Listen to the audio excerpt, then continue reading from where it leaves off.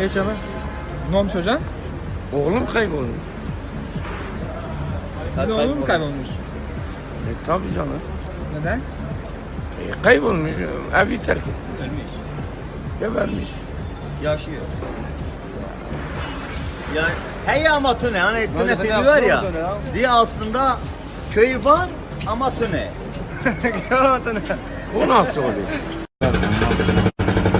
Onlar aşımıza, ekmeğimize göz koymalı. Tanı da bunları değil. Bacım iki canlı.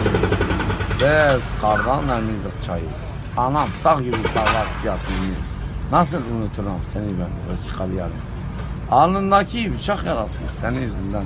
Tabak anam seni yardım. İki elin kanı olsa gel diyor tarafa. Nasıl unuturum seni ben vesikalı yarım. Hava bedava. Su bedava. Çamur bedava, ekmek bedava, bedava yaşıyoruz bedava. Orhan Veli kanal. Mehmet Hoca, sen en son mahkemeye çıktın, ne oldu? Bir anlatır mısın hocam? Ya dedim adalet adil olsaydı kadın ismi olmadı. Erkek ismi adil olurdu. Dedi 5 milyar 800 ceza, 5 milyar 400 ceza. Bunu söylediğin için mi? He. Bir daha okudum, bir 8 milyar 600. Bir daha okudum dedi. Ya o da 13 milyar 600. Günde gün. Ya nasıl bir şarkı istiyorsun bilmiyorum ki. Barak havası mı? Barak olsun barak. Antep barağı. Antep barak olsun. Aman geze geze de yüreğime dert oldu. Kurban dert oldu dert oldu. Kız ben seni istemiştim de kabrak baban Hacı baban yine önümüze ben doldu Amanım gelsene gelsene kömür gözlüm gelsene Dert bende bölük bölük Yakam yırtık cebdelik Askerem boynum bükük Şu garibin elinden. Keşke bir gün bir böyle alkollü ortamda var. Onlar aşımıza, ekmeğimize göz koymalı. Tanı da bunları değil. Bacım iki canlı. Bez kardan emizdik çayı. Anam sağ gibi sağlar siyatını. Nasıl unuturum seni ben vesikalı yarım. Alnındaki bıçak yarası senin yüzünden. Tabak anam seni yardım. İki elin kanı olsa gel diyor tarafa. Nasıl unuturum seni ben vesikalı yarım. Hava bedava. Su bedava. Çamur bedava. Ekmek bedava. Bedava yaşıyoruz bedava. Orhan Veli kanal.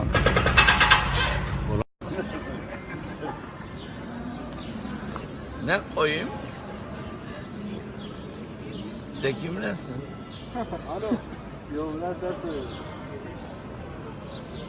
Şimdi biz de Bülent Sertol sokağındayız.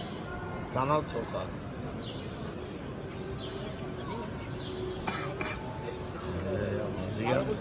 Sesin yabancı gelmiyor.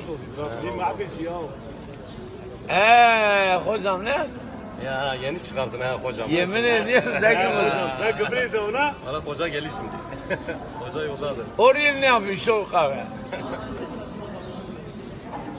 Yo valla gider namussuz.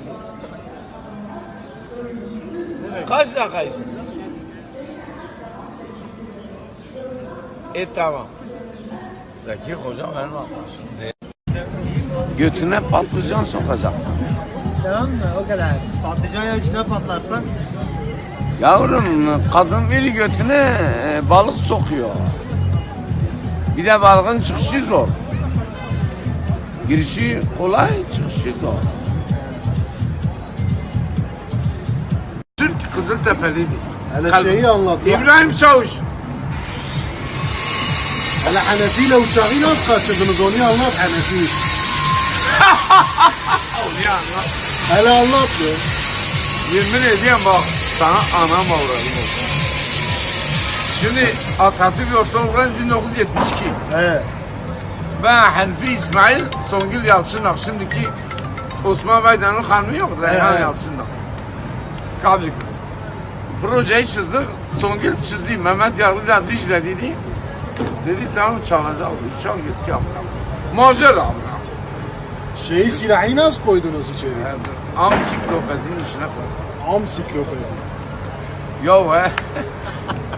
Birazdan koca açmış.